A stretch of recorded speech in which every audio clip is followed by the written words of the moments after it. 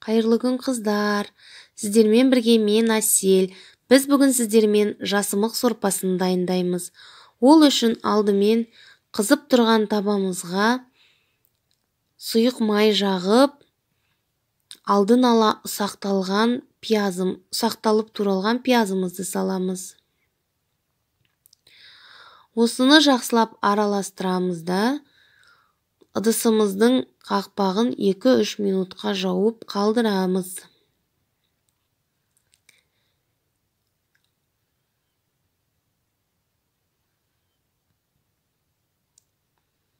2-3 минут уақыт өткен соң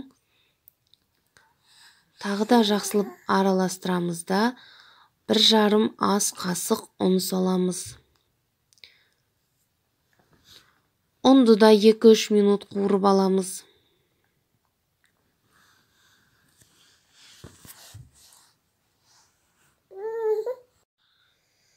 Екі-үш минут уақыт өткеннен соң ыдысымызға алдын ала ұсақталып туралған сәбізімізді саламыз.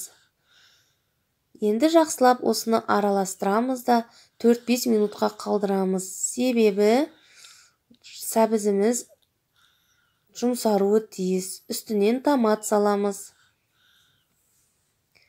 Ыдысымыздың қақпағын жауып 4-5 минутқа қалдырамыз. 4-5 минут уақыт өткен соң жақсылап жуылған жасымығымыз, яғни чечевицамызды саламыз.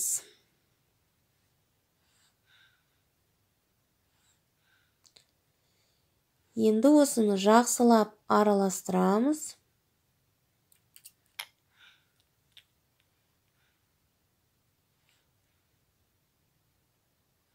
Яғни томат пастасы барлық жасымыққа тиюі тиіс.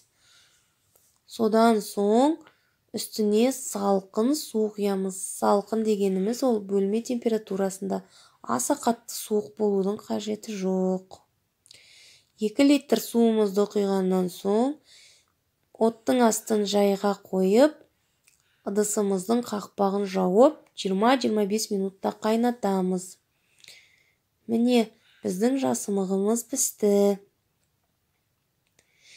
Енді осыны оттан алып,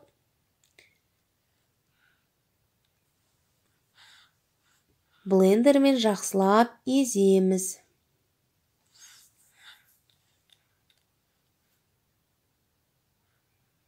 Міндетті түрде осындай блендер болуы тиіс.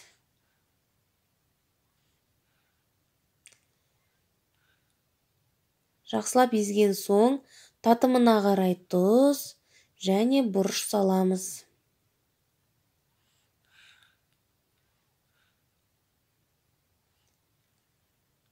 Жасымық сорпасын лимонмен ішкен дұрыс.